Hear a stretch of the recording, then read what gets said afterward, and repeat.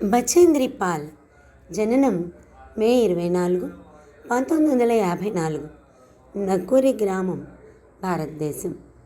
1984లో Everest శిఖరాన్ని అధిరోహించిన మొట్టమొదటి భారతీయ పర్వతారోహకురాలు. Bachendri Paul ఇప్పుడు ఉత్తరాఖండ్లో ఉన్న ఒక గ్రామీణ కార్మిక తరగతి కుటుంబంలో జన్మించింది. 7 పిల్లల్లో ఒకరు ఈమె. ప్రతిభావంతులైన విద్యార్థిని. ఆమె పాఠశాల ఉపాధ్యాయురాలుగా కాకుండా ప్రొఫెషనల్ పర్వతారోహకురాలుగా కెరీర్ని ఎంచుకోవాలని నిర్ణయించుకున్నప్పుడు ఆమె కుటుంబం, బంధువుల నుండి తీవ్ర వ్యతిరేకతను ఎదుర్కొంది.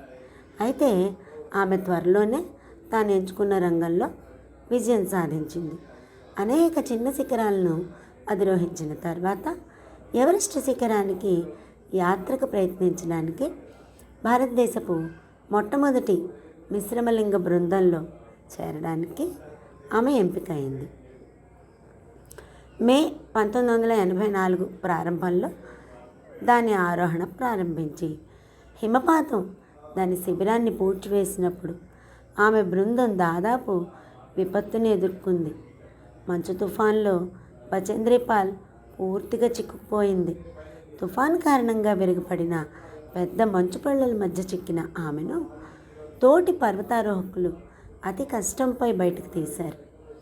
ఈ సంఘటనకు భయపడిన 3 మహిళలు తమ ప్రయత్నాన్ని విరమించుకుని మౌంట్ ఎవరెస్ట్ 84 నుంచి వైదొలిగారు. బచేంద్రి పాల్ మాత్రం ఎలాంటి భయం లేకుండా ముందుకు వెళ్ళడానికే ఆసక్తి చూపింది.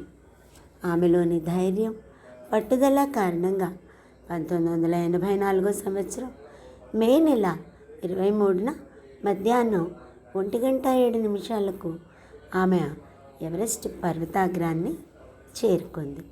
29,084 అడుగుల ఎత్తున ఉన్న మౌంట్ ఎవరెస్ట్ను అధిరోహించిన మొదటి భారత మహిళగా, ప్రపంచంలోని 5వ మహిళగా చరిత్రలో సుస్థిర స్థానం సంపాదించింది.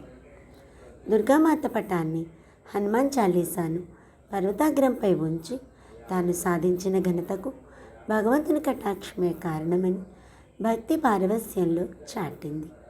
రాష్ట్రపతి చేతుల మీదుగా అవార్డు అందుకున్నది.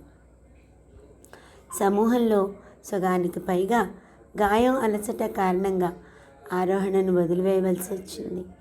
బచేంద్రి పాల్ మిగిలిన బృందం ముందుకు సాగింది.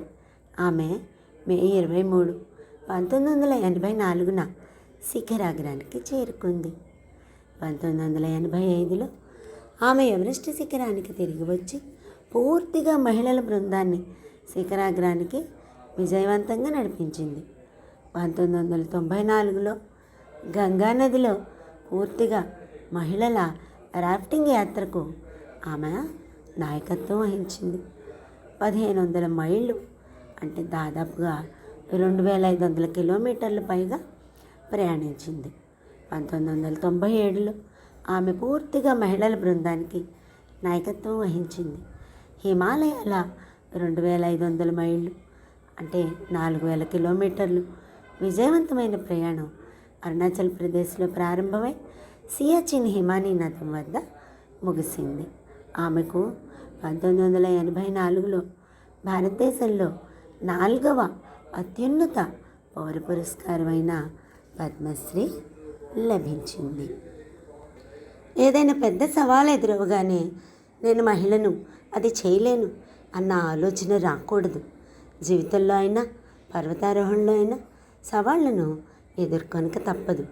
జీవితంలో ఏది అసాధ్యం కాదన్న విషయం మహిళలందరూ తెలుసుకోవాలని బచేంద్రి పాల్ గారు విలువైన మాట చెప్పారు.